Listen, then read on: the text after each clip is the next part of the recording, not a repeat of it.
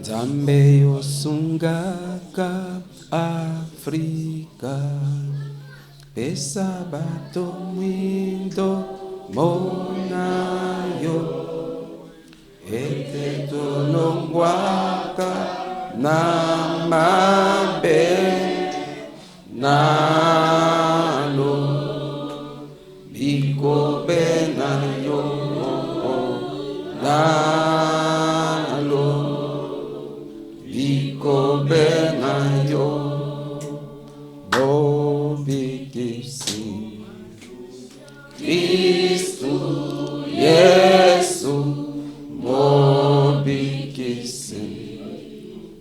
Kristu Yesu awanerdese yo pambola yo bongisa awanerdese yo pambola yo bongisa bobikisi. Kristu Yesu mobikisi. Kristu Yesu awanerdese yo pambola yo bongisa awanerdese yo pambola yo bongisa. Merci Seigneur Jésus-Christ. Amen. Des nouvelles qui alimentent nos médias, tantôt encourageants, tantôt décourageants, dans ce monde où chacun a sa propre conviction. Dans ce monde où chacun a sa propre conviction. Le monde va de transformation en transformation. Chaque jour, quelque chose germe sous nos pieds. Chaque jour. Des nouvelles qui alimentent nos médias, qui encouragent, parfois qui découragent. Et chacun a sa propre conviction religieuse, politique, sociale, pourquoi pas culturelle.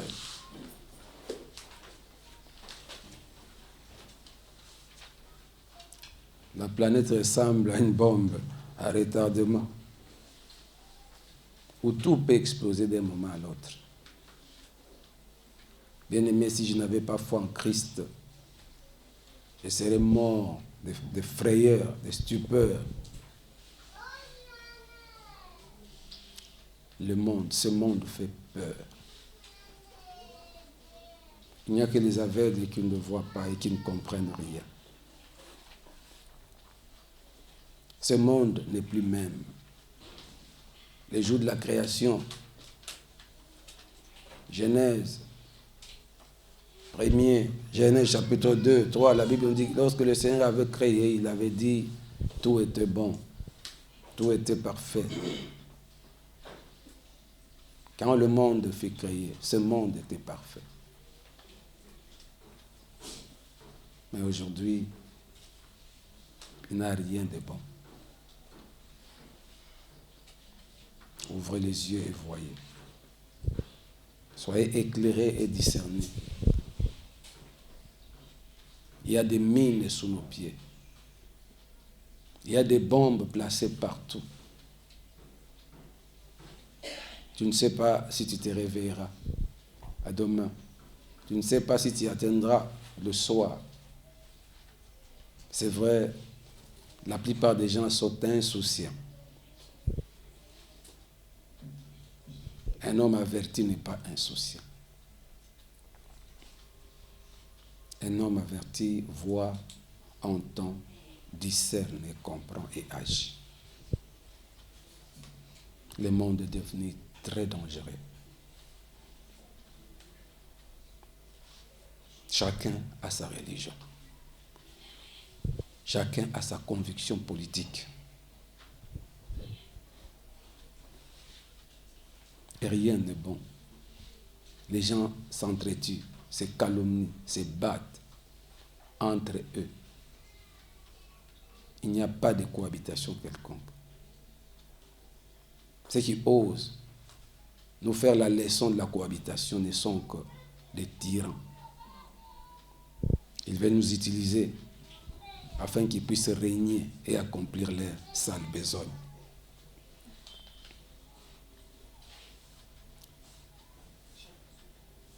Il y a différence de culture, de race.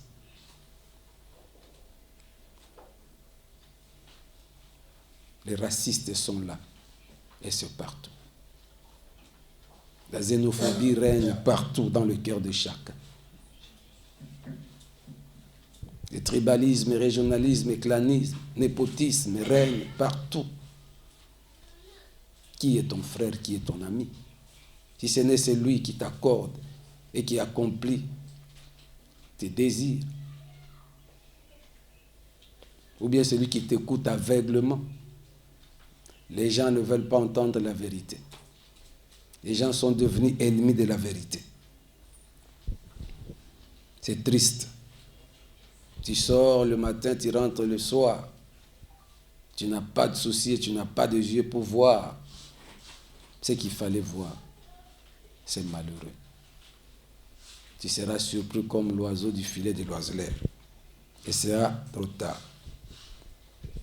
Comme je viens de le dire, notre planète ressemble à une bombe à retardement, où tout peut exploser d'un moment à l'autre. Lorsque le Seigneur me fait grâce d'allumer la télé, juste je vois ce qui se passe en Ukraine. Parce que les Occidentaux nous ont fait croire qu'ils sont des gens civilisés. Mais lorsque je vois cette barbarie qui est accomplie par les gens qui prétendent nous donner des leçons de civilisation, je suis écœuré. Lorsque je vois ce qui s'était passé au Rwanda, des génocides, où deux frères, Tutsi Hutu, se sont massacrés sans pitié, sans humanité. Même les animaux ne peuvent pas commettre de tels crimes. Papa nanga akutana na lion, akutana léopard à Beth Levisoma solo.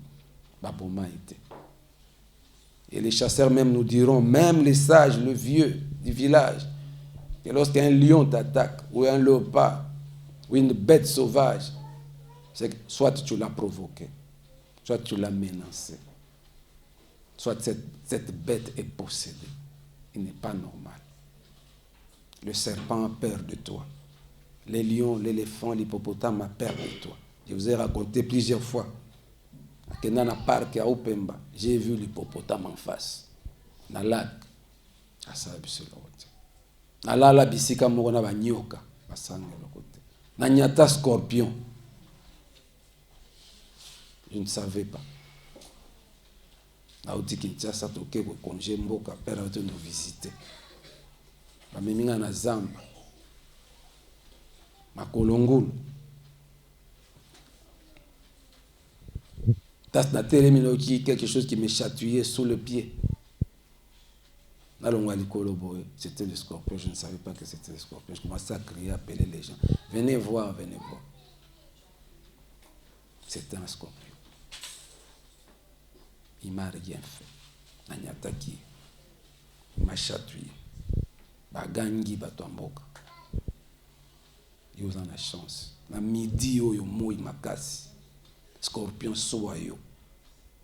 Tozana zamba titozonga mboka. C'est des scorpions. C'est la première fois que j'avais vu le scorpion. Et que j'avais su que les scorpions étaient dangereux. La nyata et bien, il m'a chatouillé. Papa kuluto te abiso soko moni nyoka. nyoka pe amoni otango yo kimi ogangi nyoka pa gangi mutu kwa zo kima abino so banga kaete nakutana nyoka mameze biete là témoin awa na mafunfo na zamba na biso tukendaka kotambola kosabilanga mameze bingai de sike de sœurs de frères avec kitozai yatiki bango likolo ngomba nga nazo kita tolukaka inspiration de biso ba artiste na se retire na tiki bango nazo kita na sangomba mai moko ezali kunabo nalinga bisika bongo ça m'inspire na tiki bango likolo na kati ya zamba na kitinga monas plus je descendais na atteindre ruisseau wana na ozoka mazo pisanga ce n'était pas moto moko c'était Dieu qui me parlait. Il m'a dit regarde derrière toi boye ndoto te pour un mandat otalanga bi frère alotaki nazo kita ngomba na kita regarde derrière toi il y a un serpent qui est derrière toi qui te suit. Na continue kokene baluka talasima il y a un serpent derrière toi na baluki bo effectivement ngana ngomba nazo kita na sentier koto matiti zamba koto matiti mwanzela muke baluki na mpe nyoka zola nanga na nzela na sima boye na mukongo lokwa mutu epi nyoka mwana te pono wakanisi mwa banyoka o nyoka zamba vrai serpent venimou betio ba olali azola nanga sima inde gauche droite sikoye likolo ngana se pono za okita na pente azoya ngana temi na otala azoya na ofrote miso da bese na zolota nyoka azoya akomi lokasika papa Lionel Aza temanga na telemi na otala na paniqué pourquoi je ne savais pas donc na comprendre te que non mon eza réalité nyoka pa mon mais mutu ngonde ni na obanga ngata azokima te atelemi azotala ngabo nyoka pa sa nini atelemi sikotango atelemi ano mena senga atelemi sikoyo ya nyoka soka njata ki azi position d'attaque nyoka munene penza na monyango sérieux ils ba jeté za ndoto te na bengi frère moto zaki na batika ska ba mamezi batika laki frère Emma ya kambangu avec tout ce que tu peux avoir yépe inspiré par le Saint-Esprit accompagne les gars qui sont en danger na ganga kita ko paniquer na benga Emma viens avec tout ce que tu peux avoir ayembang na pas na beaucoup se pesa nzete se peut pas sans réfléchir à y siko tango azoya mbangwa akutinga na telemi na katikati ya nzela mwanzela sentir na kati ya za yé pas ça nini etika papa itia za yé pas telemi à comprendre qu'est-ce qui se passe na bisi tala liboso na ngata li bamoni nyoka telemi lingapo maintenant na telemi ki na kima ki te po ani conscience zonga ki ngai tant to kenda congé na mboka papa kuluto lobanga na ngabo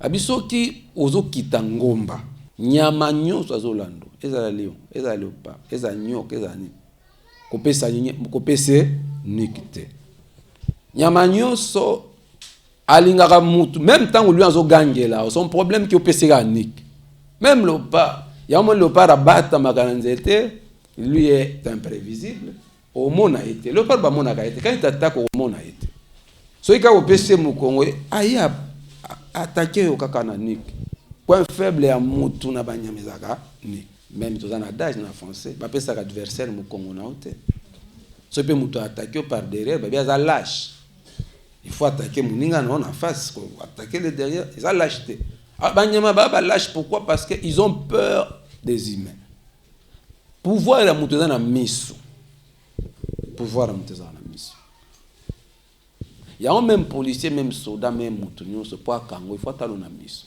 à partir de misu no ko yeba ko zo banga à partir de misu na yo même ata basi et papa Rachida linga mama féliciter ndenge ataki na misu mama me féliciter misu apatche na se ba bia ona ko ya basi misu ga otala oboye bo solo na otala obo ya pas Lionel il sait que je t'aime te avant de tourner le billet qu'est-ce que tu avais mangé est-ce ton père va bien mwana mwasi aza misu go atala d'ailleurs na ba mikolo ba somoni mwana mwasi aotala mwana mbali na miso seka sa yeba mibali mwana mwasi oza na état virginité kwa ko fixer mobali na miso de des informations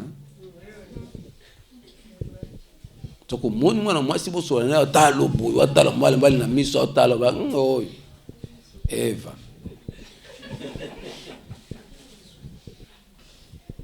mais Marie atala. Jésus-Christ est Seigneur.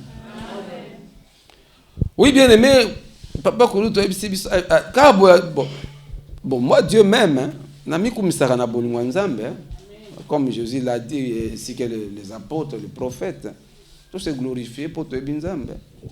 Parce que makambo ebele ekomelanga na vie na ngai ya paganisme ya jeunesse ya bana esunga ngai na vie na ngai chrétienne. Donc c'est l'enseignement, formation et bandaka biso utali Muhammad tozo botam. Makambo kuta na rond positif, négatif, nyonso za kana sens na jour à venir selon responsabilité autokozo. Natala kasima na nga na mona mam na kutana ya mabe ya malamu et danga le tindanga na comprendre le sens ya vie. Papa Koulouto être sur ma solo. On dirait un jour conseil wana ya me photo yo kaba miko tambo yebisa biso makam. Justement devant ce serpent, il y a likolonga na se nayo qui conseille na zoa na âge à 12 ans. Ceux qui okutani devant bête féroce, sauvage, adversaire, koti kelae kongote. Telema misunot fixé et talaye. Même azaki puissant de na okita. Nayoki mungongo na papa Koulouto. Ngana zam. Matea na okai ya 12 ans passe. Na telemi na otala nyoko. Na nyoko emoko pe. Ayo amutu te. Ye pa telemi to otala na bosiko frère et makomi entre ye kuna nyoka na katiati ngaye ya. Tango amoni a comprendre que nana danger po ye aza mwana ya zamba e mama zamba bisa ki nyoka oyo. Donc ba nyoka mususu okuta na ba facilement te. Donc so okuta ina yo za en danger. Abandisi ko poussa na ko stratégie nini ako distraire nyoka to ako intimider nyoka po atikanga. Si vous nyoka pe, aye ko se rendre compte que entre le marteau et l'enclume. Mutu mo telemi liboso na ye, ao banga ete, mususu azoya na sima na ye, aza na arme. Nyoka ye na choix te. A tie vitesse siko azoya kotenga naza. Ngana mi bwaki na zamba kotoyo, kande papa kuto ba nyoka lobi mutu, ngape na lobi nyoka. Ngana mi bwaki koto na matiti nyoka pe, wa mi bwaki akoti. Donc jusque avant eloko esalema nyoka ba akima ngape na kima na tikala ko banga te. Mais juste tango eleki nga na koi koto e pa koi koto na komoma lokwa nyoka sa swinga.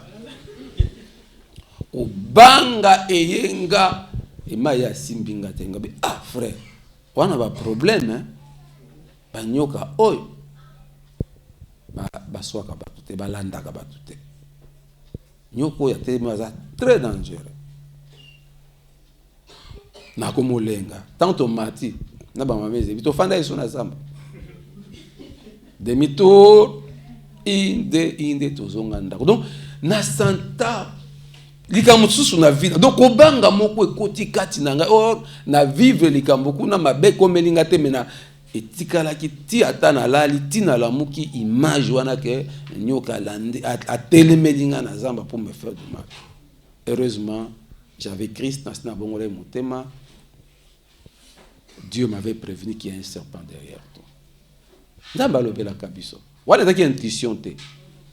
Na ki mungongo mutazo pisa qui regarde derrière toi il y a un serpent qui te suit.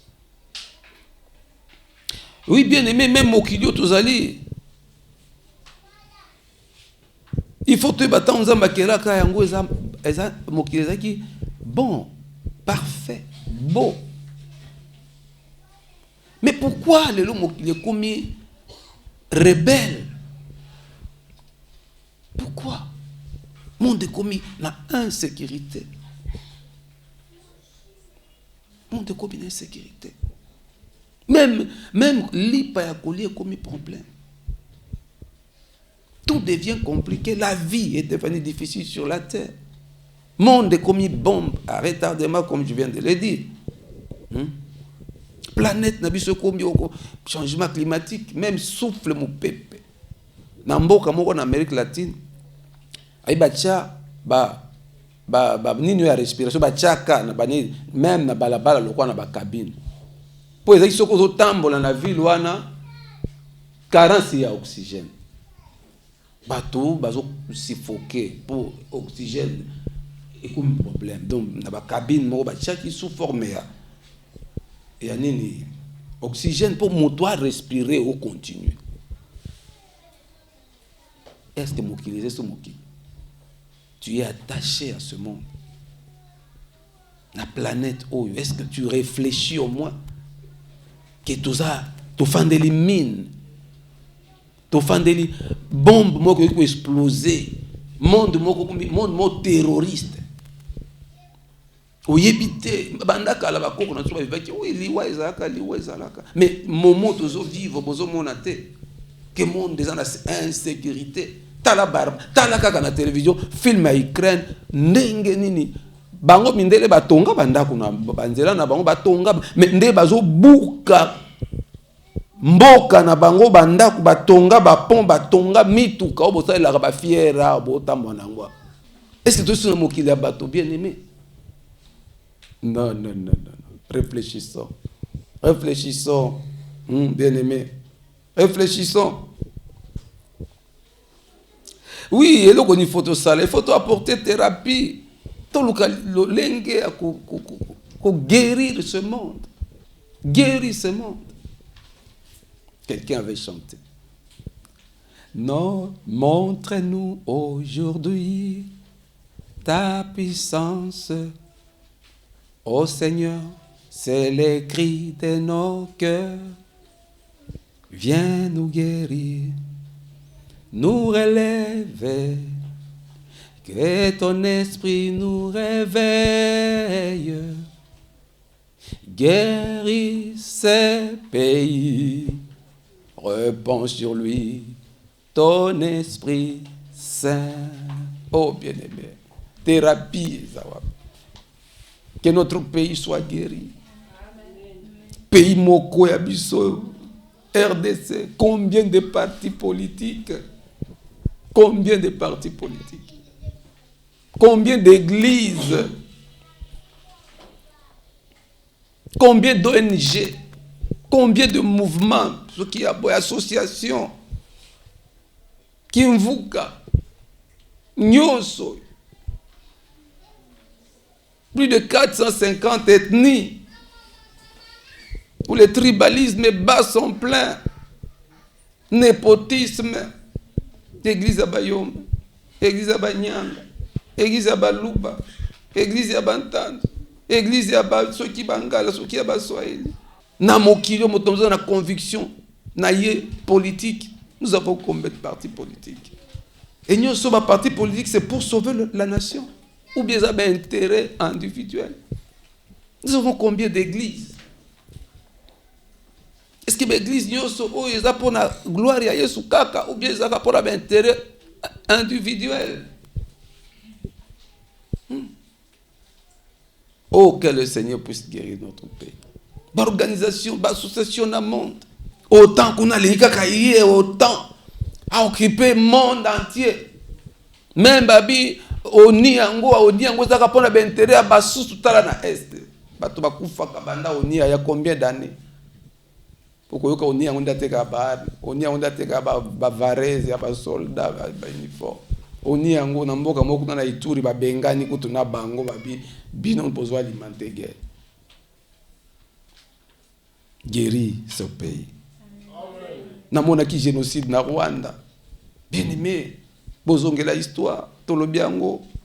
Regarde derrière toi, regarde l'histoire pour bâtir l'avenir.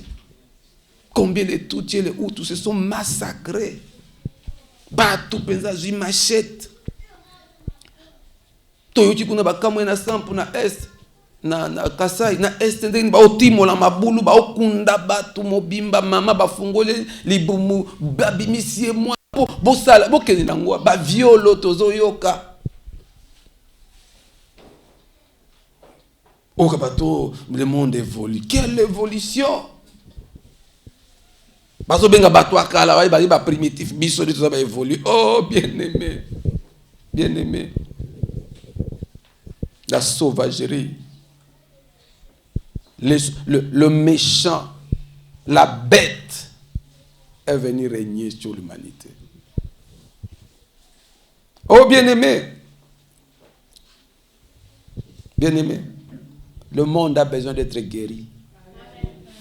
Tu as besoin d'être guéri. Motemana yo ebeba. Olingara batute. Même ta femme au bala. Tu n'aimes pas ta femme. Tu trompes ta femme. Tu trompes ton mari.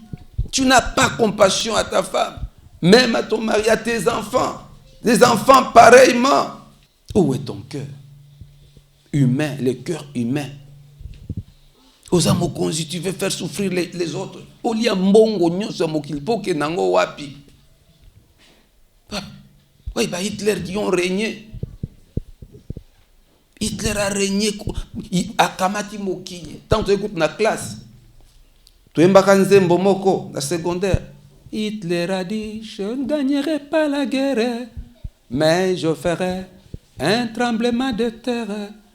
Il a dit, la guerre là qu'il a menée à 1440, c'était impossible. Yo muto kamata mokili mboko mizango ya yo.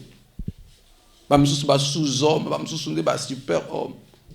Il savait qu'il ne pouvait pas gagner le monde, ni le monde entier. Cette guerre. Mais il dit, je ferai un tremblement de terre. Mais les Américains, ils ne vont pas faire autant, ils ne vont pas faire les Chinois, ils ne vont pas faire les Russes, ils ne vont pas faire. Les gens qui nous attaquent, nos voisins de l'Est, ils vont faire une conquête du monde. Est-ce que devant eux, il n'y a pas eu des gens comme eux? Oui, président Mobutu, qui régnait, Tatabo Moko, Mamabo Moko, Ekolobo Moko, Mokonzibo Moko. Il a régné sans partage. Wapiye. Wapmuze. Palumumba Bunda pour l'indépendance. Wapi Bango. Mandela. Wapiye. Oye ba Charlemagne.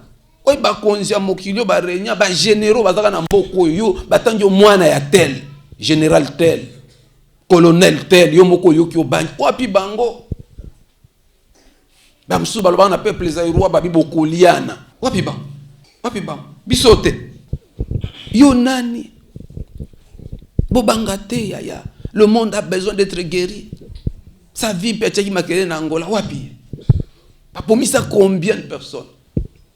Batu bakufa combien na Angola? Wapi Gaddafi? Wapi ba George Bush baleka na Amérique na monde entier batu baleka.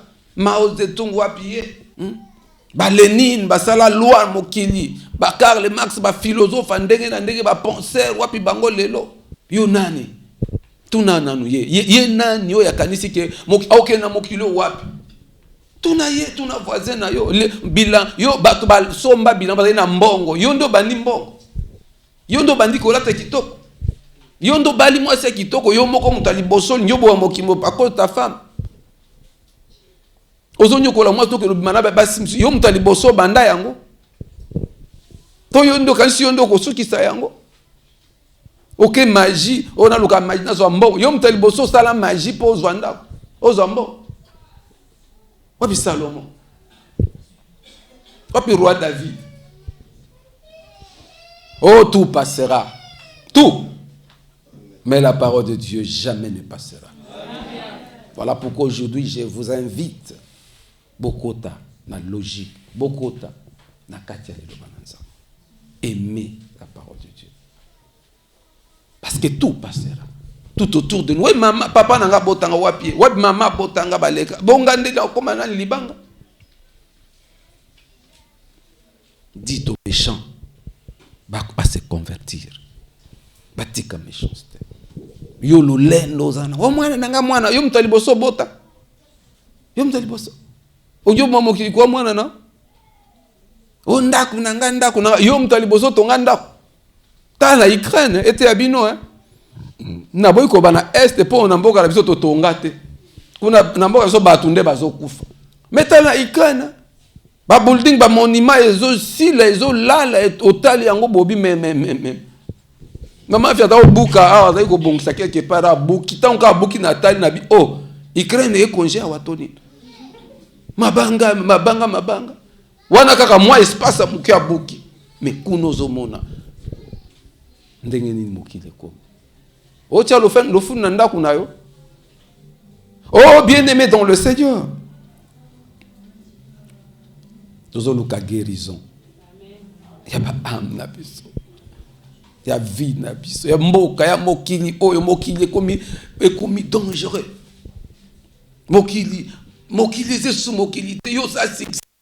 Oka mutu so bimi lelo na mona ba télévision na ba radio zolanda ba musicien ba tura au mikusa pona succès yo sa la succès. Bat masala succès liboso no baleka wa biba. Yo ko mikumisa kenga na succès ngana kiba yo lekina. On dirait mutu liboso bandi lisola succès na mokili. Obiti bat masala succès bana mokili ba limwa pe batika eloko te. Nazoka Michael Jackson akende atika banyongo. Atika banyongo. Omona ka yende ngazalaka ndenga mataka lokwa mutu moko bakasi so aza nzambe. Azo yemba batu bazo kweya batu bakota bakoma azo yemba batu ne fori full soki nini. Wapi yelelo. Botano ne akufa kaka na bomoto na nzoto santé na ndé komaka. Akufi. Oh lelo atika banyo ndenge nini ye botbaza komona kwa mvie tikiseni dango sa jitu ba musicien ya ko nokela ba mawa mutu monga bimi ko so album ata ya za succès yende yo ki yo wana yo sana succès yo bi succès za eloko ni kufa mona nyoso ndenge tikali pamba simana. Oh bien-aimé, nous avons besoin d'apporter thérapie, guérison moko, na milimo na biso na ba famille yebisa yaya na ona taka fier. Ya no mona ka yenda zo po asomba kimbamba la moko ya mutuka. Ya mona ke yende na famille ngam na bonga. Yo bonga puna kimbamba la. Tala mituka na Ukraine zo zika na balabala. Bazo kima batiki mituka, batiki bandako, batiki nyonso tata mama mwana mena muko biso tobotama na guerre. Tobotama tango bitumba na kati ya bitumba. Mama zo memaka mi mwana chona mukongo atalika mwa eloko ekoza la pre kwe bokoti zamba. Biso na mboka na biso na Kongo tokota ka zamba. Mindele ba na zamba okota. Bakati ba frontière ba pays voisins ba yambi ba. Biso okimela wa. Toko kimela surtout wa pieso. Et pas na yo nde maloba na bomo yezali. Ba na ikan ba otika mituka. Mutuka no wana okima. No mutuka na ikran okena ngwa. Okima o mema ona mukongo cha ona poche ko. Yefsa mundela sala mutuko ko ngumba ko mi papier ko poche che bon okima na. Omoni Joël Nanzela zo mona passe Nanzela place o zoyer o doubler. Amotoka afata kuna ya makoni soke indi ya nanga o lukata garage olaza mutuka ana te o kenotika on pe na la police tende bozo sala boyo tika la police akengelela yo o tozonga bato bien-aimé lo lendo ya pamba fier ya pamba lendo ya pamba bilambo tondi si ba garde robe tondi si biloko yani la voisine na yo kanisa mais na loyi bato ya periki te ko zo ba periki beloza na on pesa moninga periki wana ngate tozala bato humanité bo moto ezonga nazo introduire na ola sa mokindenge komi avant na pesa thème parce que moi mes frères thème to kinante calme. Oh bien-aimé, le monde aujourd'hui ressemble à un monstre aux multiples facettes. Ce monde aujourd'hui ressemble à un monstre. où chacun prétend détenir l'apanage de la connaissance. Monde comme monstrueux. Monde les ressemblé là, monde les ressemblé na monstre na bilonge belé, kuna autant, kuna babiso ki nani Union africaine, yo ba kebo yo, kuna na Mali, babi ba français, ba ke de Berkam, ba kuna monisco so ki ministre, so ki nini, monde ba conviction, monde ya ba regroupement belé lokola RDC, mboka mukie, combien de partis politiques du monstre. Voisin n'est pas dans la partie politique. Attends 1000 personnes là, pas parti politique. Tout le monde est parti politique. Papa Lolo, ça c'est parti politique au Kimvuka. Non, papa Lionel. Maman aimé secrétaire général, il y a parti politique. Petit Lionel chargé à communication. Audiovisuel.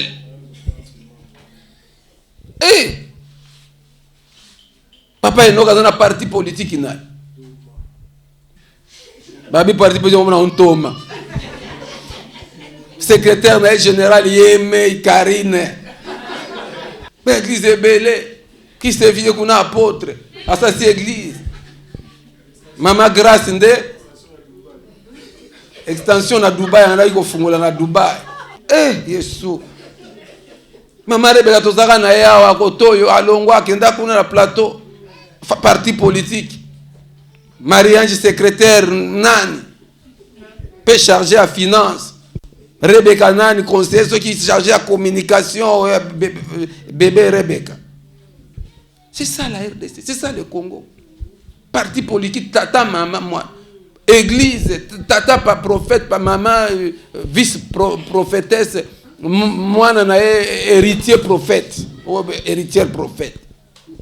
Des Congo, monstre à plusieurs têtes. Vous avez élection avec autant de partis politiques. Pour Bozwanine, nana obma mokonza malonga. L'église. Oh, bien-aimé dans le Seigneur, monstre, dans multiples facettes, chacun prétend détenir l'apanage de la connaissance. Obisode toyebi, l'église n'a bisonde, prophète n'a bisonde, parti politique n'a bisonde, moto n'a bisonde, Mouloubaza président, tous les balouba derrière, Moussoaïl est président, tous les bassoaïl derrière. Moutabano le président, toi dans le parti. Kende Koutaka Bato Monokonae. Moukongo Telemi, tous les Bakongo derrière. Mungala Telemi, tous les. Même Mata Moutongaza Moutumabe. Bo critiquer yete. Même Mata Salima Kamamabe. Bo critiquer yete. Okukuta Nana Bande Kone. Bako Telemi la yo. Bako lapide yo. Bako vilipande yo. Bo to na mokili. Yabato. Toi mokili Yabato. Si vous avez un changement, changement yozoluka. Ya ndeko na yo ya changement yozoluka ya mokili bon.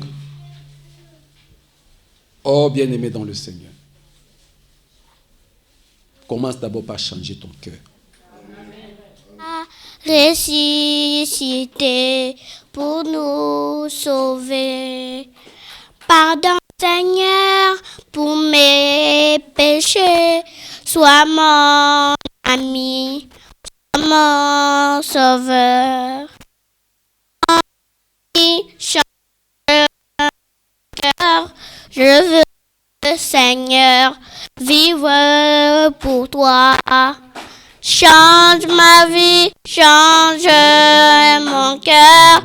Je veux, Seigneur, vivre pour toi. Alléluia, alléluia, alléluia, alléluia. Merci Dada, que le Seigneur te bénisse. Bien-aimé, le changement, et où tu as Katina Bisso, et où tu as la montée manayo, vie nayo est changé, montée manayo est changé.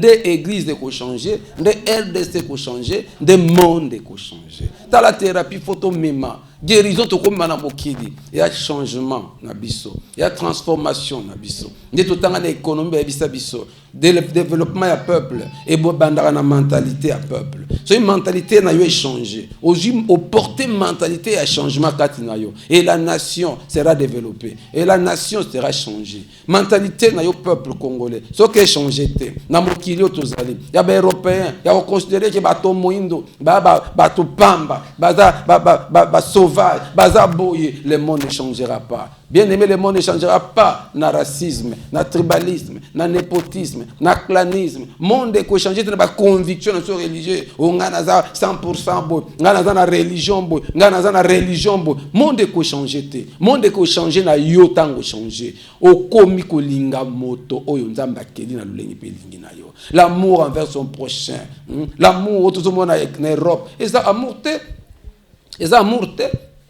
Tant bazo refoulé ba bengani ba biso ki batokuna batinda bazo ngisa ba na Rwanda tant baza ko accueillir ba uti Ukraine eza bolingote biso peut-être to ki mamboko ya biso ko kene ko s'installer toujours to bosani pesika to uta eza bolingote nzamba pesa moto na moto héritage na ye so ko bongisa héritage na yo te oke ko diembe la héritage ya bato okokoma esclave to linga RDC to linga Afrique peuple africain to linga noki ndeko moko baki ko refouler na poto eska kendeki azongi ba humilier ba tunie yo kaya zolo banini o akende na poto pona kendo luka vie pona famille na ngata mutabongate boyo ke ko bunga na poto ko bongisa yo bande ko so bakende na poto ba bonga o bonga na RDC te pour nini c'est vrai to ko bonga awa so qui ont changé mentalité tu apprends comment vivre na mabele o nzamba pesi même na poto ba pauvre bazalaka ba chege bazalaka na poto bato ndenge na ndenge bazalaka oui pas surtout zo mona yo ka na poto pas ezalaka te pas ezali koleka kutu ko buka pa ipole kuna oh bien aimé sunga na kapé voisin zangi fufu na solidarité na biso atie mayele kaki mingi boyo senga fufu pa mama mbita ali mama mbita fufu etebi o pesi na poto na otinde mama mbita otinde mama Antoinette okasa otinde la sa combien fufu tinde la sa combien fufu te Mungu ezangia ko senga la solidarité nous vivons na ndenge na biso so ikaka moko na so prendre conscience ya kolinga moninga na ye ya ko sala mosala pona bolamu ya basusu c'est fini bien aimé nous allons développer notre nation to bito za na post thérapie to changer ndele ki na so yembeli biso âme changer cœur est changé vie est changée banda ko changer yo tu changeras ton mari banda ko changer tu changeras ta femme yo zalaka masina makamabe Masnanga nga osambela te. Masnanga za mwasi mabe, yondo za mabe. Parce que ceux qui ont changé, tu changeras ta femme. Amen. Ceux qui ont changé, tu changeras ton mari. Biso toza na témoignage avec 30 ans plus na 4 na kolo na mosala to moni makambo oyo. To moni ba plus grand incrédule. To vivre na bango. Mais avec le temps, ba changer. Grâce à basi na bango. Ou bien grâce à mibali na bango. Toza ba témoignage ya makambo tozolo. Si tu changes, tu changeras l'humanité. Ne prétends pas changer l'humanité lorsque toi-même, tu n'es pas encore transformé. Même un pasteur, au cause d'un milliard de baolanda, au cause de transformé, ou à changer. Batoana nyon sope, bako changer. Nous communiquons ce que nous sommes. Nous communiquons ce que nous sommes. Nous donnons aux autres ce que nous avons. Jésus l'a dit. Jean-Baptiste l'a dit. L'homme ne peut recevoir que ce qui lui a été donné du ciel. Ma parole de Jean-Baptiste. Oh, nzamba pesa yote. Yo pour pesa batote. Banda ko bongwana, nzamba pesa une nouvelle vie, okomono bongo li sabato, pe ko pesa bato nouvelle vie. La RDC vaincra. Tango ngana yo, mutamta ko changer na domaine azali. To longola miso libanda, to mema thérapie, to guérir monde. L'humanité sera sauvée. Si vous croyez que je crois et qu'ensemble nous prions, nous verrons descendre l'Esprit et l'Afrique sera sauvée. Et l'Afrique sera sauvée. et l'Afrique sera sauvée. Oui, le Saint-Esprit descendra et l'Afrique sera sauvée. Oui, bien-aimé, l'Afrique sera sauvée. La RDC sera sauvée. L'humanité sera sauvée. Tangonga n'a changé. Sur revêtu d'amour, tout comme un changement. Oui, bien-aimé, na mimi biso pour to fungo la mitema na biso, to comprendre que mokili a besoin de guérison, que mokili se kufa, mokili komi dangereux, très très dangereux. Yango lelo to kozwa thème moko. Thème oyo et kosunga yo pengai, to comprendre le niveau ya esika to ça. Bien-aimé, ndenge nini to koyeba na ko découvrir l'Antichrist. Comment reconnaître l'Antichrist? L'Antichrist, d'abord, c'est l'ennemi du Christ. Christ qui est le Messie, qui est le sauveur du monde. Son ennemi est venu nous empêcher de le connaître. L'Antichrist, c'est l'ennemi de l'amour, l'ennemi de la création. L'Antichrist est caractérisé par le matérialisme. Le matérialisme. Or, le Christ est un homme spirituel. La Bible nous dit dans le livre des Corinthiens, le premier Adam était une âme vivante. Le dernier Adam, ou le deuxième Adam, ou le dernier Adam, est un esprit vivifiant. Un esprit qui vivifie. Alors, le Christ est l'esprit qui donne la vie. Le dernier ou le deuxième Adam. Or, le premier Adam était une âme vivante. L'Antichrist, il est caractéristique d'ailleurs le matérialisme. Le monde, la chair. Lorsque j'ai dit le monde, je ne parle pas du cosmos, l'œuvre de Dieu, je parle du système matérialiste. L'ennemi a dit, na Ève, soki bolembu mo bokokoma lokola nzambe. Oh, nzambe apekisa ba okolia mbo. Mbo ba ozali ya connaissance. Nde intellectualisme tozomona sans spiritualité. Ève a voulu avoir la connaissance andima aye boyebi sans spiritualité. Voilà pourquoi on a le bien noté. La science sans conscience n'est que ruine de là. Donc la connaissance sans la conscience. Or la conscience c'est le domaine il y a esprit. Science sans connaissance, science sans esprit. Intellectualisme sans spiritualité n'est que ruine de là.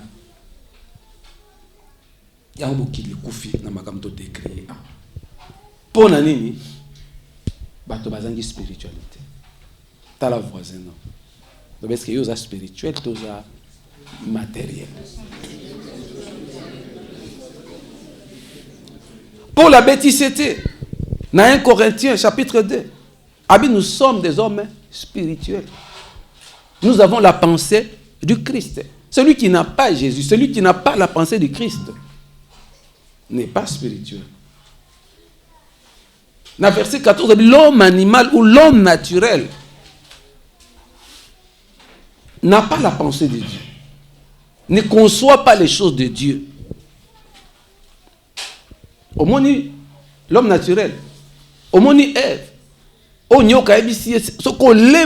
tu auras la connaissance. Mais cette connaissance, c'est sans spiritualité.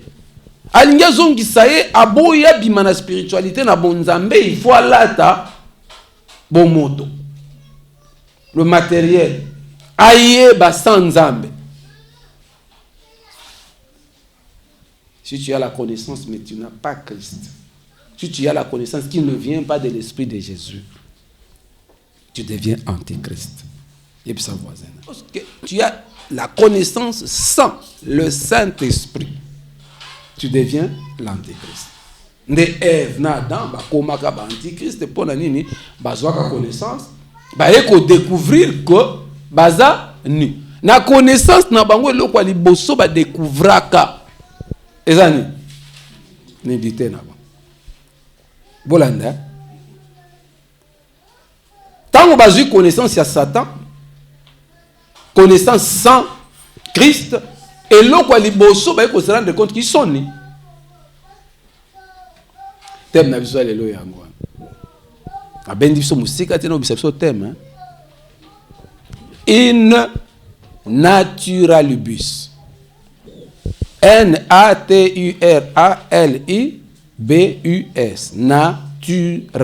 Naturalibus. Eza momoko naturalibus. Et il banini dans l'état de nudité, dans son premier état. État ya mutu ya oyo nzamba kela ya création. Eza nini? Nudité. Tango Adam na Eva eu connaissance au Satan prometa ki bango. Mbamo ba se rendre compte que baza nu. Premier état ya mutu. Mutu azaka nu. In naturalibus. Dans son état premier. État ngoza ya bolumbu. Omona mutu soka azaka na pasi ya nyokomi na pasi pa sungia uzi musala bongi akomi fier bato balobaka nini ye tala yeo abosa niska uta abosa ninga azalaka muta pasi po nini asi alatiti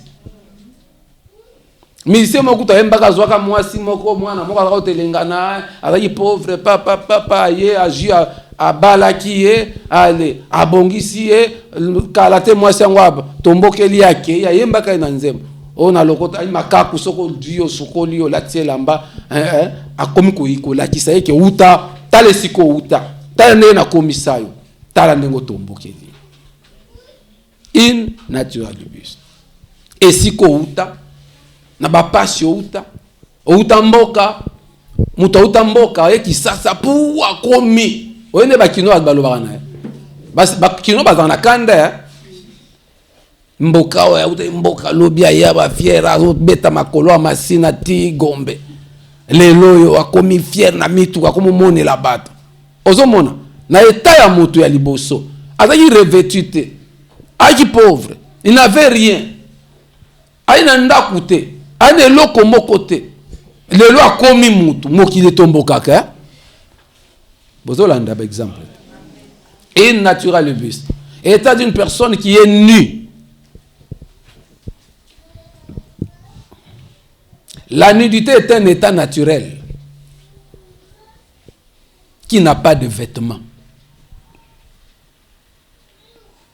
La nudité est un état naturel qui n'a pas de vêtements. Babengi nudité sous tenue d'Adam ou tenue d'Ève. Somme daza bolumbu babe azana tenue ya Adam. Toi azana tenue ya soit mwana mwasi azana tenue ya Ève. Donc, état naturel ya moto, in naturalibus. État naturel ya moto, état ya nudité. Moto a découvert que non état naturel ya nu. Or, nzamba lingaki ayeba yango te. Quoi dans la confiance. Na pese exemple ya bana. Mwana muke, est-ce que mwana muke za la souci? Mwana muke za mwana muke atamba ena ni atamba plutôt nu, atamba le biso zo suko na bakalamu ni na bomwa yo suko lo tamba, ça ne te dit rien, ça ne te fait rien. Wana état naturel, muto abota makani ta voisin non. Ta la yekak. Et c'est Versace wana obota mana mote yebisa. Sapatu na lokolo wana kumakaka yenyo so bota mana mote. Naturalibus obima boye. Obima boye, obima. Tout le monde baza babota. Nani yango babota ina sengle. Mama peut les autres témoins, je bota moi na sengle. So boti moi na sengle et ko manto ya papa enoket. Sengle ko manto ya papa enoket. Et ko mile kamut. Obota moi na bona soulier.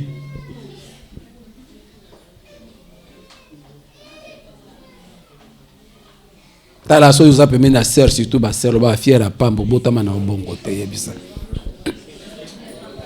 In naturalibus, l'état d'une personne qui est nue. La nudité est un état naturel qui n'a pas de vêtements. Tenue d'Adam, tenue d'Ève. L'état premier. Il y a Moutou. Moutabotama nu. Mouta découvert qu'il y a en tant que connaissance. Connaissance, ça veut connaissance, c'est Nzambete. Yango yo pe olingo yeba makambo Nzambe sans Nzambe okomi antichrist. Onyo yeba makambo mokili sans Nzambe okomi antichrist. Yango na ba université na ba secondaire na ba école nyonso il faut ba notangisa bato Yesu Kristo.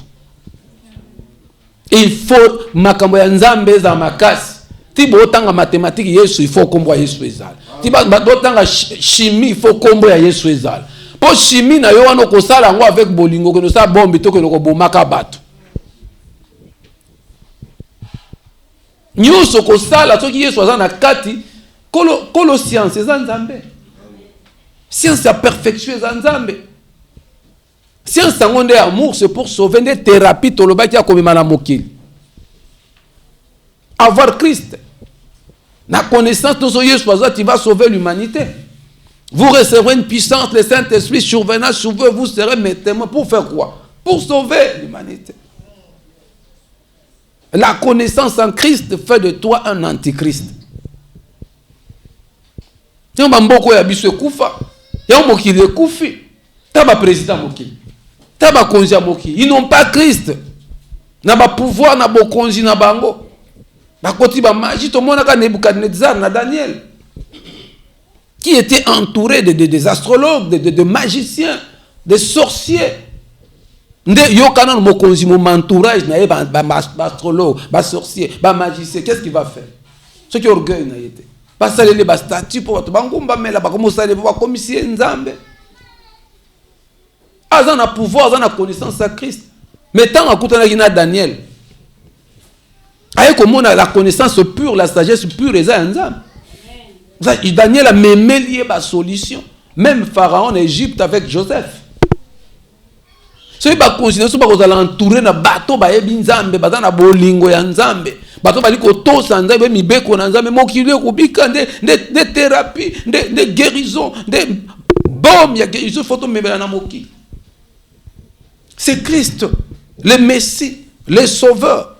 C'est l'amour, c'est la parole de Dieu. Voilà pourquoi il faut tout paix sa corps et âme pour l'évangélisation. Sans attendre un retour pour sauver. L'église est comme étonné qu'il y a un bon. L'église est étonné comme il y a un intérêt à moto. Non. Oui, c'est l'église en Zambete. C'est l'église en Zambete. Biso musalo to sala. Tozo réaliser on dengeni. So inzambe ye mokote. Oh bien-aimé, il natira libis bien-aimé, Bolumbu, état premier ya mutu, ndenge mutu abotama. Genèse chapitre 2 verset 25, l'homme et la femme étaient tous deux nus et ils n'en avaient point honte.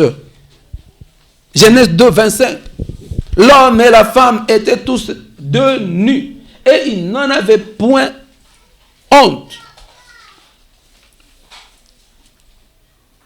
Et la sonité. Et il est normal.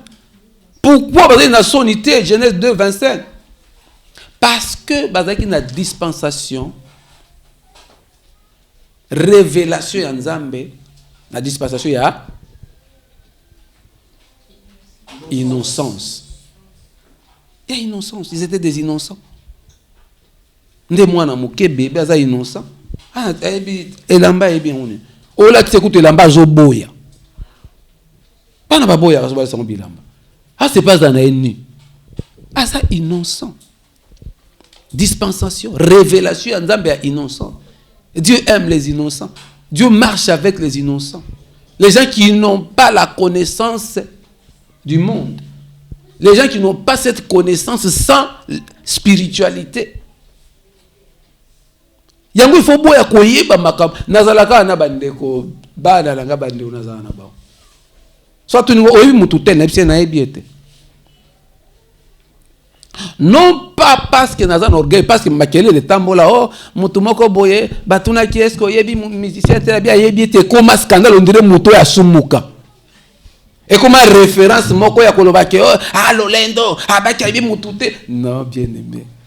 Satan, alia la termino qui m'a mama bende za bien. Que anti-valeur ne valeur, valeur ne anti-valeur. Na psaume 101. Babi na biso, je ne veux pas connaître le méchant. Psaume 101. Je ne veux pas connaître le méchant. Donc il faut que tu gardes fou na motu na yo pour olula bato mabete. Satan lingi to yebete Messie azana mbongo ebele. Ronaldo azana mituka, azana ba jeep, asombe mutuka moko ya sika, soki azana prix boye, ozo tchela biso prix ya mutuka ya Ronaldo po biso to kenango. Tango ba fonctionner ba na passe. Tango ba famille za na passe.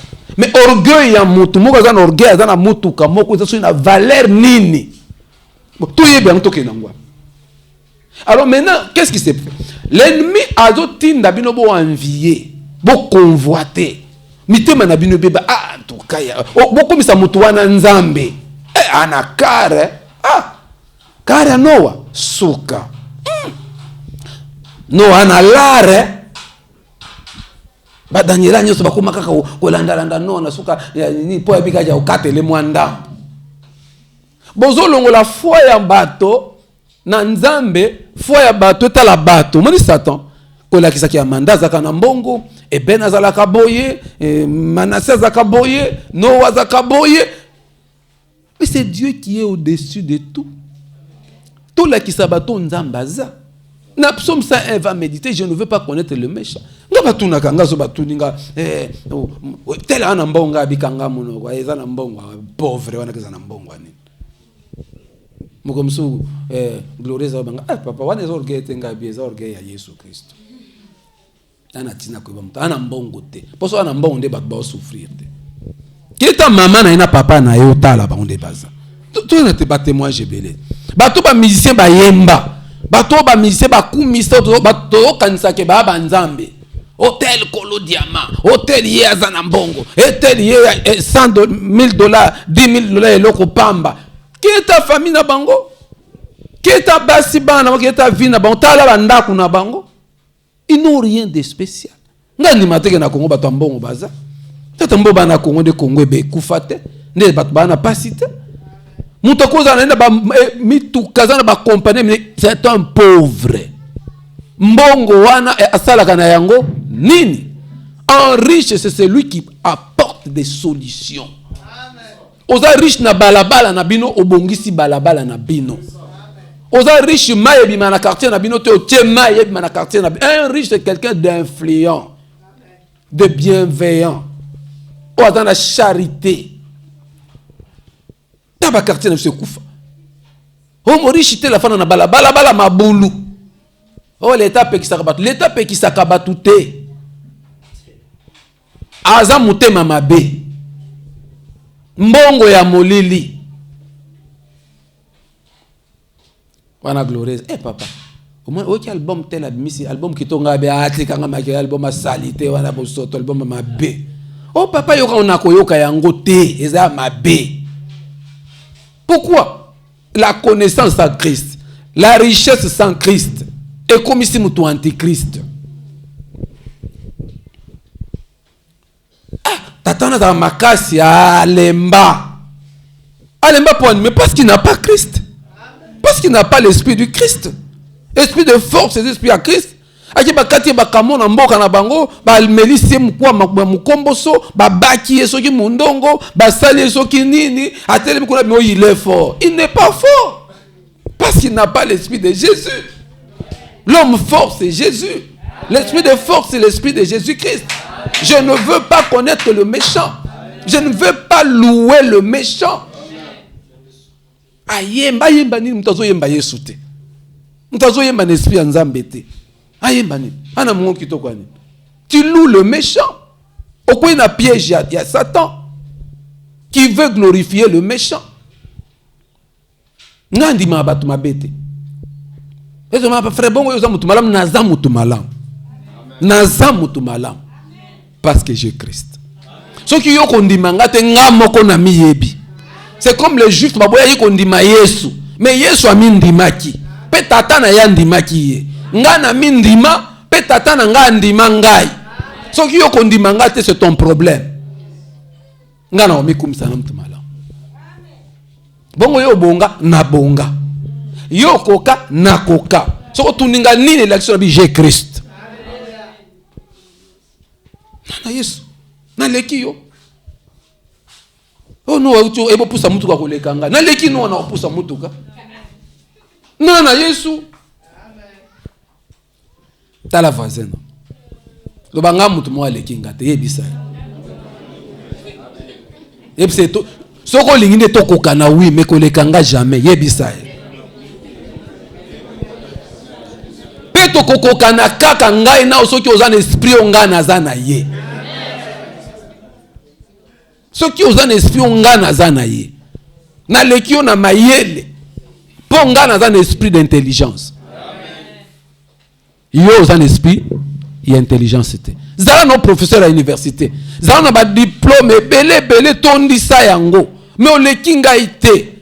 O lekinga te parce que ngana na connaissance ya Yesu. Nazana molimo na Yesu babi l'esprit de connaissance. Ésaïe chapitre 11. Ba chrétien faut bakoma fier. Ba chrétien faut ba mindima. Ba chrétien faut ba mimona bazali kolo parce que Jésus nous a dit Matthieu 18 tout ce que nous lierons sur la terre sera lié au ciel.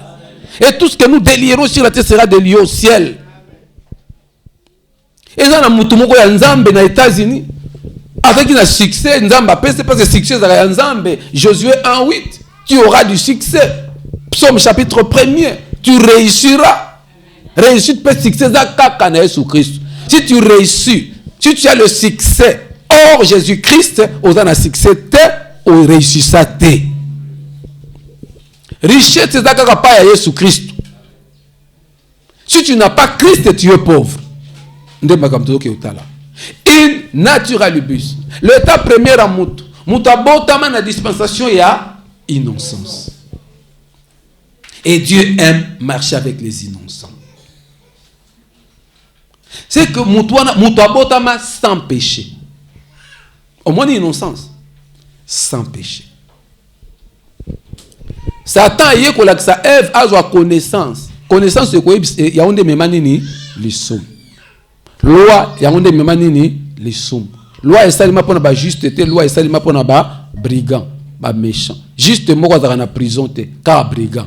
À moins que na mokili oyo il y a monde à l'envers, il y a tant de justes na ba boloko. Pour ka ba inie, si tu veux abattre ton chien. Okose karaka a na rage. Olingo noyer mbwa no bika ambwa liboma na kote la mbwa wana. Oh bien-aimé, l'homme et la femme étaient tous deux nus. Alléluia. Amen. Et ils n'en avaient point honte. Donc ils étaient des innocents. Il y a une dispensation, une connaissance, une révélation, une innocence, il y a pureté, sans péché. C'est ce que la Bible nous recommande.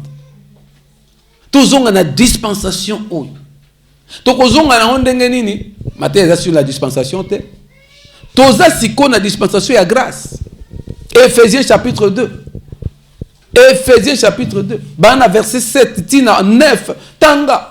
Éphésiens 2. Bana 7 tina 9. Autant. C'est par la grâce que nous sommes sauvés. Au moyen de la foi. Nous sommes sauvés par la grâce. On a dispensation et à grâce. Alléluia. Tous on a dispensation et à grâce. Pour te retrouver état nabiso ya innocence, il faut to kota na dispensation ya grâce. La dispensation est belé na kati ya to sauter yango. To zi yango te dispensation ya loi ya ki dispensation. Si ko to na dispensation ya grâce. Dispensation ya grâce et pessibiso opportunité à kokota na kati na innocence. Na étape première ya moto. Ya on a 1 Corinthiens 15 balobi na biso. Le premier Adam avec âme vivante, le dernier Adam, le deuxième, le second Adam, il y a zali esprit vivifié. Bazong sibiso sikoyo na nini to longwa na connaissance il y a antichrist mais to kota na connaissance il y a nani il y a innocence tu vives vie sans péché. Il y a esprit. Toi, Nathan, il y a esprit. Il y a sobi nakoti kabino ba nabiti kete. Jean chapitre 14. Jean chapitre 16 va méditer à la maison. Plutôt Actes des Apôtres chapitre 1er. Je vous enverrai le Saint-Esprit. Botika la bambate. Pourquoi? Pour nzela molimo mo santo to komi ba homme spirituel. Tozi connaissance esprit. Tozongi na état premier. Tozongi na état ya innocence. Or ezali état ya moto ezali sans péché. Or c'est impossible. Christ est venu sur la croix mourir. Jésus, Yesu akufa ne kulusu. Pourquoi Yesu akufa ne kulusu? Pour na masumu na biso. Il a pris sur lui nos péchés. Jésus a pris sur lui nos péchés. Tous nos péchés. Dans Colossiens chapitre 2, dans verset 14 à 15. Colossiens 2, verset 14 à 15. Puis Colossiens 1, 13, 14, 15. Balakisi bisokuna. Que en lui nous avons la rédemption et la rémission de péchés. Et il a pardonné tous nos péchés. Colossiens chapitre 1, verset 13. Tina 15, méditez. Colossiens chapitre 2, verset 14 à 15. Nous avons la rédemption et la rémission de péché. Et pas na yesu ndeto sombami. Masumu na biso esili. Voilà pourquoi nous vivons sous la grâce. Romains chapitre 10, verset 9. Si tu confesses de ta bouche le Seigneur Jésus-Christ, si tu crois dans ton cœur que Dieu l'a ressuscité d'entre les morts, tu seras sauvé. Au côté de l'innocence. Ton côté de l'innocence, dans la grâce. Et cela se par la foi, se par la grâce que nous sommes sauvés au moyen de la foi. Éphésiens 2. Il y a un mouton senga en bongote pour le bikono. Mouton senga en tabali sous-souté. Dans l'ancienne alliance, nous sommes salemaka. Dans la nouvelle alliance, cette grâce qui est là, c'est l'amour. La grâce, c'est l'amour de Dieu envers l'humanité. La foi, c'est notre amour envers Dieu. La grâce, c'est Dieu qui nous donne. La foi, c'est nous qui donnons à Dieu. Grâce, c'est plus foi, n'est amour. Grâce, c'est plus foi, n'est salut. Romains 19. Jésus-Christ est Seigneur. Amen. Jésus-Christ est Seigneur. Tous ans, la dispensation à grâce. Ce qu'on y est comme tu es innocent. Tu es jugé, tu es condamné. Ce qu'on finit, tu es innocent. Ce qu'on y nie, tu es innocent. Ce qu'on bomi, tu es innocent. Alors un enfant de Dieu doit cesser de pratiquer le péché. Doit cesser de vivre dans le péché. Oh bien-aimé, Matéa, oh yotobandi lelo. Tokoko bana yango. Pour totalisa état innocence otoza. Et totalisa confusion o ezana kati ya mokili. Lelo oyo naza ko introduire. O tokolobela prochainement. Ngonga na biso yango ekoki. Makambo. Il y a innocence qui est innocent qui ne l'est pas na lobi yango. Un enfant de Dieu ne doit plus pratiquer le péché, ni vivre dans le péché.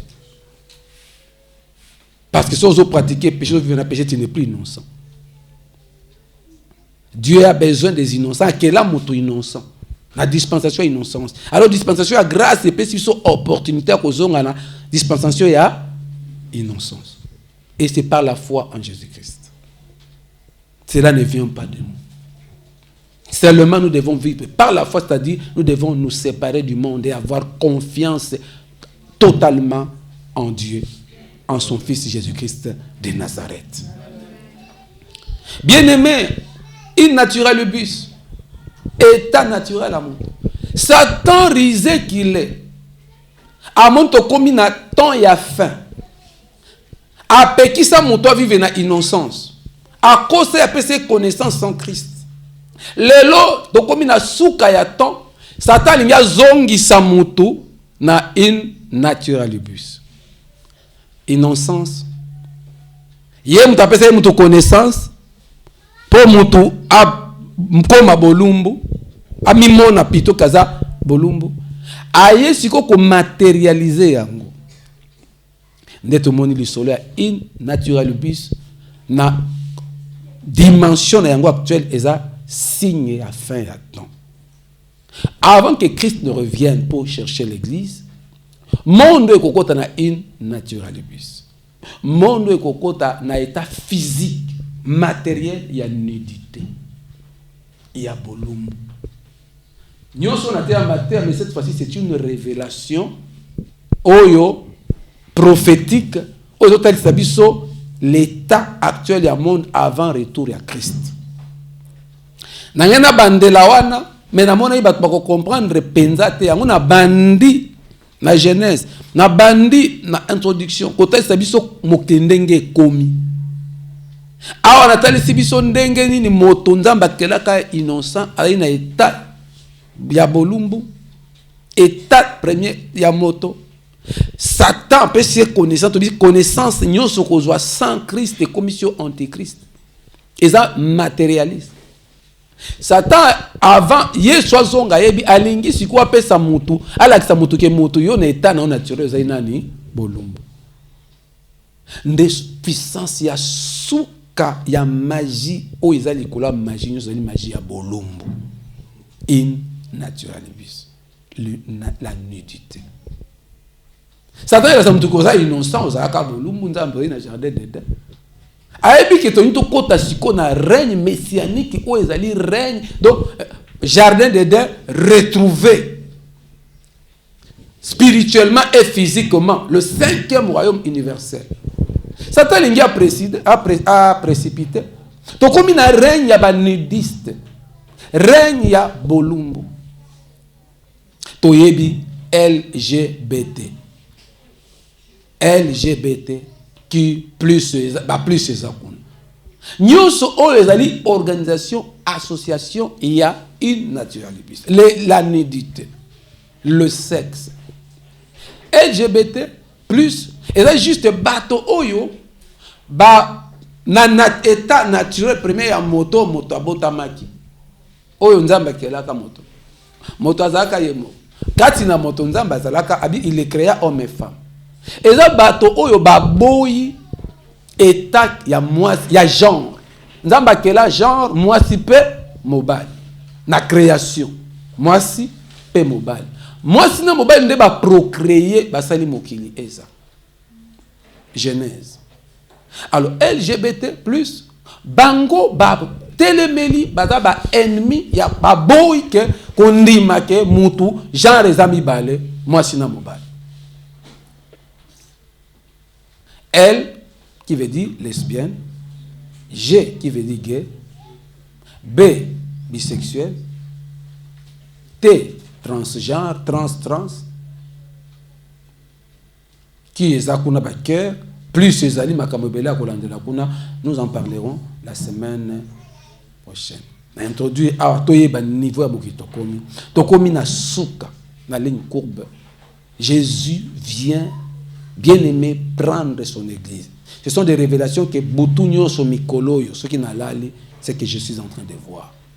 Nous avons besoin du Saint-Esprit.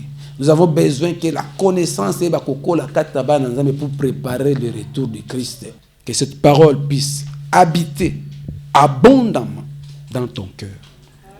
Sois régénéré, sois transformé, sois purifié, sois béni, que personne ne te trompe. Ozayo, Nanzambe, tu es plus que tout. Amen. Na Jésus Christ, tu es plus que tout. Amen. Avec le Saint-Esprit, tu marches dans le Saint-Esprit. Selon le Saint-Esprit, tu es au-dessus de tout. Mutu alekio azate.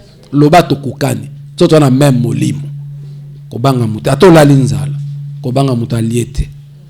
Alekio te. Totele biskato zali.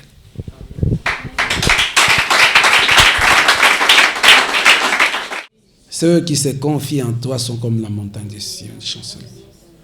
Répands ta grâce, cette dispensation, cette révélation et cette connaissance qui nous donne l'innocence. Bénis ton peuple. Le pauvre, les riches, les petits, les grands, les faibles et les forts sont entre tes mains. Fais du bien à l'humanité entière. Restaure ton Église.